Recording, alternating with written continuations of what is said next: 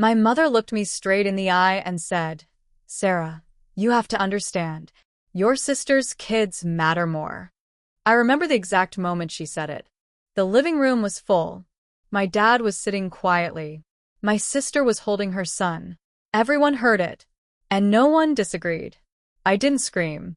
I didn't cry. I didn't argue.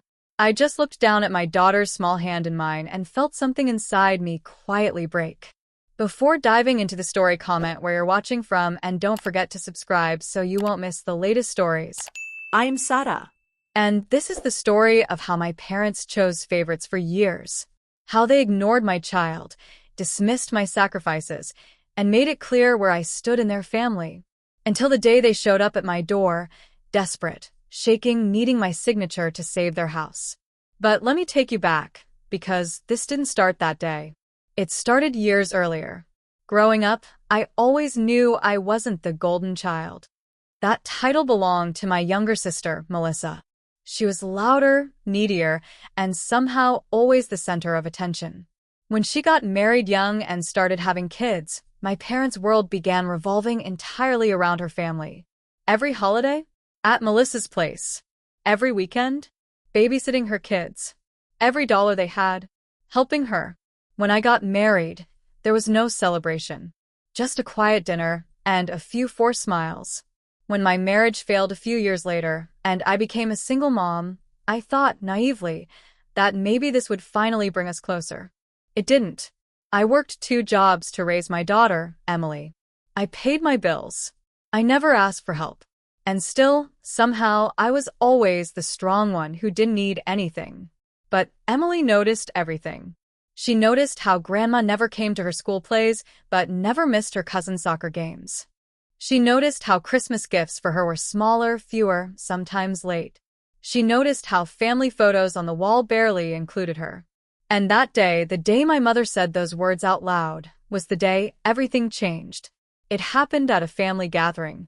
Melissa was complaining, again, about how hard it was raising 3 kids, how expensive everything was, how overwhelmed she felt.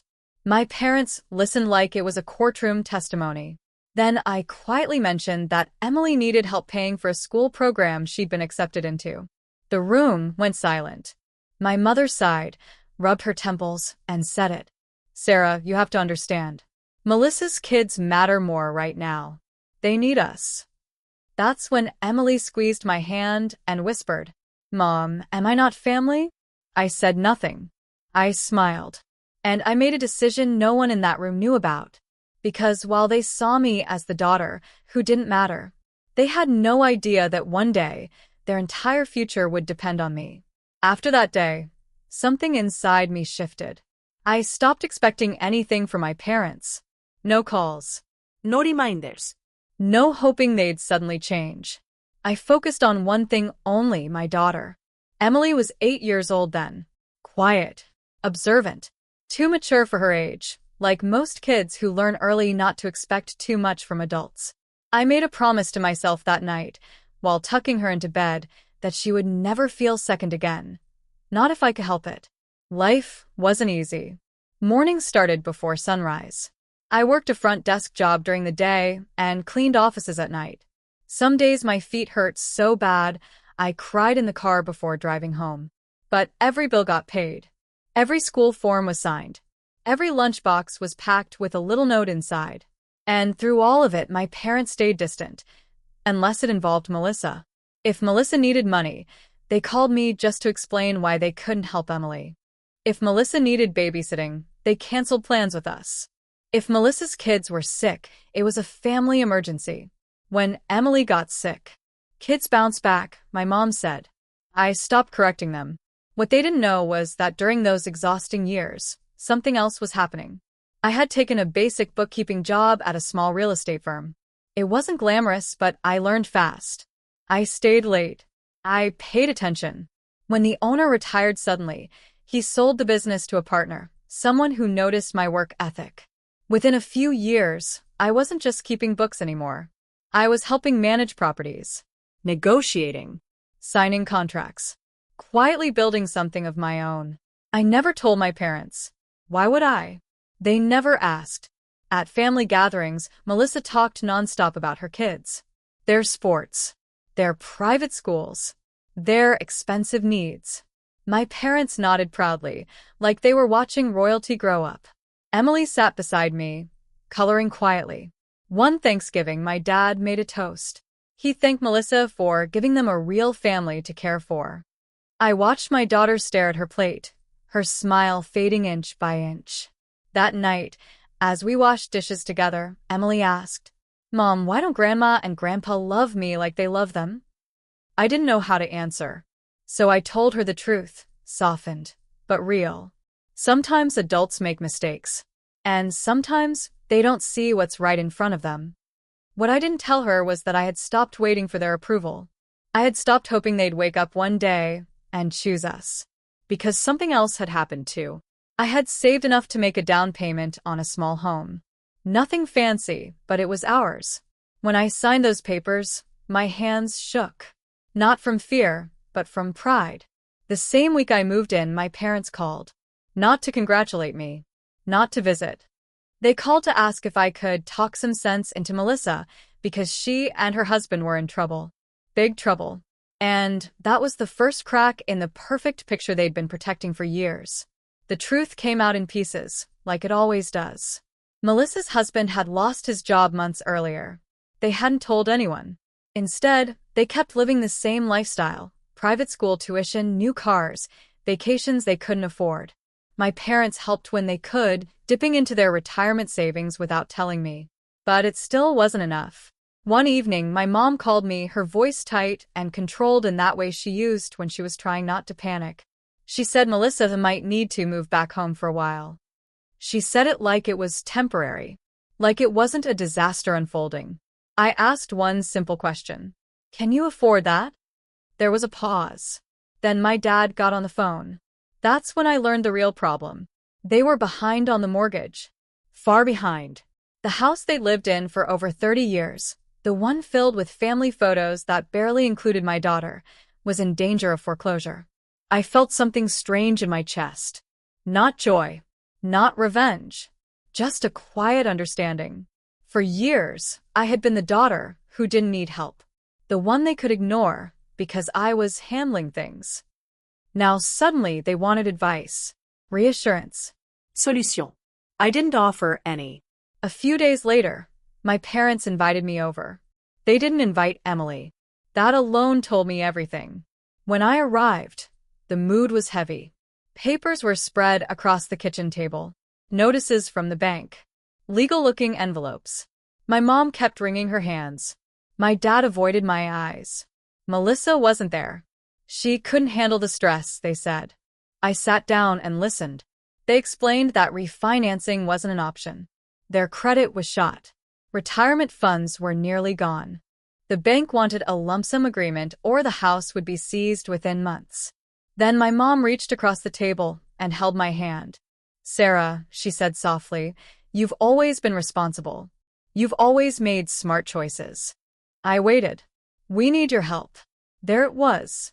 They asked if I could co-sign a loan, or take one out myself, or talk to anyone who could help. They said it was for the family, that they'd pay me back, that it was temporary. I thought about Emily, about the times she'd been overlooked, about the nights I worked late while they babysat Melissa's kids, about my mother's voice saying, "Your sister's kids matter more." I asked them a question they weren't expecting. What happens if I say no? My dad finally looked at me. His eyes were red. "Then we lose the house." The silence after that was thick. I told them I needed time to think. When I got home, Emily was doing homework at the kitchen table. She looked up and smiled, the way she always did when she saw me, like I was her safe place. I hugged her a little longer than usual, because the truth was, I could help. But the house wasn't the only thing hanging in the balance anymore. I spent that night thinking. My mind was a whirlwind of anger, frustration, and disbelief. How could my parents, after years of favoritism, after dismissing my child, after ignoring every need Emily ever had, come to me now, needing help, begging for a lifeline? The next morning, I went back to their house. Emily stayed home. She didn't need to see me lose my temper. I wanted to face them alone, to see if they understood what their choices had cost. When I arrived, my parents were already waiting in the living room. They looked small, nervous, like children caught doing something wrong.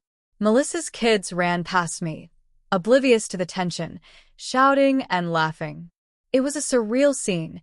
The very family they had always prioritized was here, happy and safe, while I stood in the shadow of their mistakes. I started calmly. So, this is it. All these years, I've watched you pour everything into Melissa and her kids. Every gift, every celebration, every ounce of attention, you gave it to them. And now, suddenly, you need me. My mom's eyes welled up. Sarah, don't, I interrupted. Save it. I don't need apologies. I just need the truth. Did you ever think about Emily? About me? Silence. Finally, my dad spoke, his voice trembling. We made mistakes. We were trying to help her. We didn't see. I'll tell you what you didn't see, I said, my voice steady but sharp. You didn't see how much your favoritism hurt your own daughter. You didn't see the nights Emily cried because you chose someone else over her.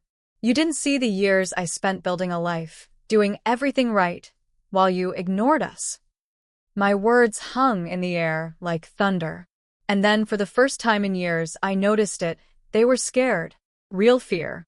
Not the polite, "Oh no, the bank wants something" kind of fear. The fear that comes when someone realizes they've been relying on the one they overlooked. They needed me. And that's when I made my move, not out of spite, not for revenge, but out of principle. I laid down the conditions. You will co-sign nothing.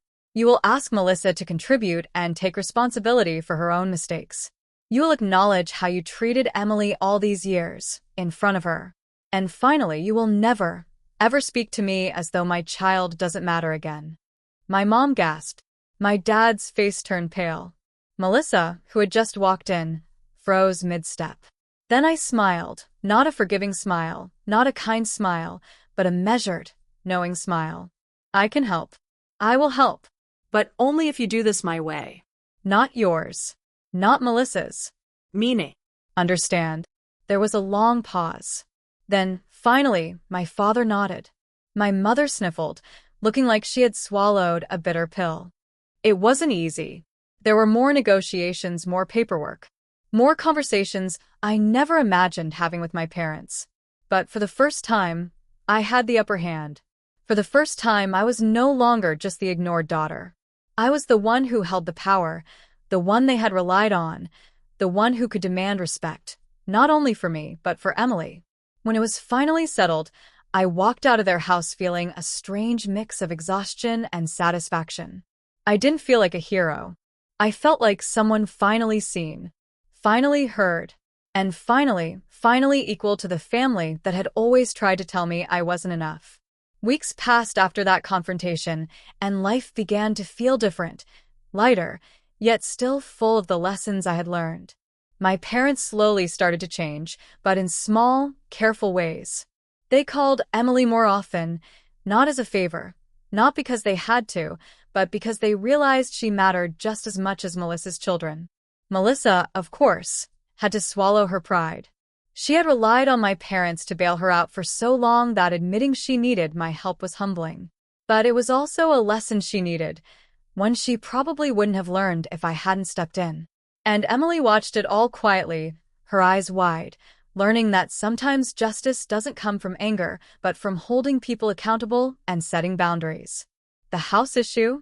Resolved. I co-signed some documents, yes, but under the conditions I set. My parents had to face responsibility. Melissa had to contribute. And they all had to acknowledge what had been wrong in the past. For the first time, I wasn't just helping, they were respecting the rules I laid down. And that made all the difference. One night, after Emily went to bed, I sat on the couch with my mom. She finally looked at me, really looked at me, and whispered, "I didn't realize how much we hurt you, how much we ignored you. I'm sorry." I smiled gently. "It's taken years for you to see. But that's okay. I just hope you see Emily now, too." She nodded. Tears ran down her cheeks. And in that moment, I felt a weight lift.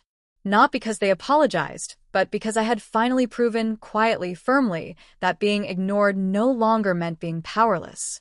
Emily, of course, noticed the shift immediately. She started talking about her grandparents differently, noticing when they tried to include her.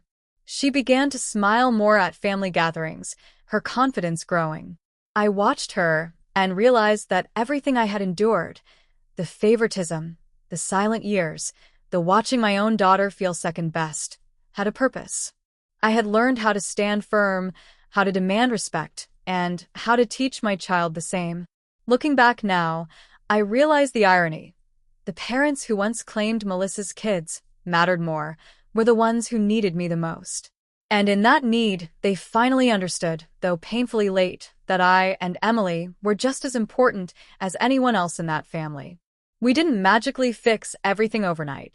There are still awkward moments, old habits that die hard, and Melissa still struggles with pride. But the balance has shifted. Emily's voice is heard now, and mine is respected. And the greatest lesson I could give her is this: family doesn't just mean blood. It means standing up for yourself, setting boundaries, and knowing your worth. As I tuck Emily into bed now, she often whispers, "Mom, I'm glad we matter." And I tell her the truth. We always did. You just had to see it for yourself someday. And finally, after years of being overlooked, I can say the same for myself. Thanks for watching. If you enjoyed this story, don't forget to like, share, and subscribe for more real-life revenge and family stories that will shock and inspire you. Hit the bell so you never miss a story.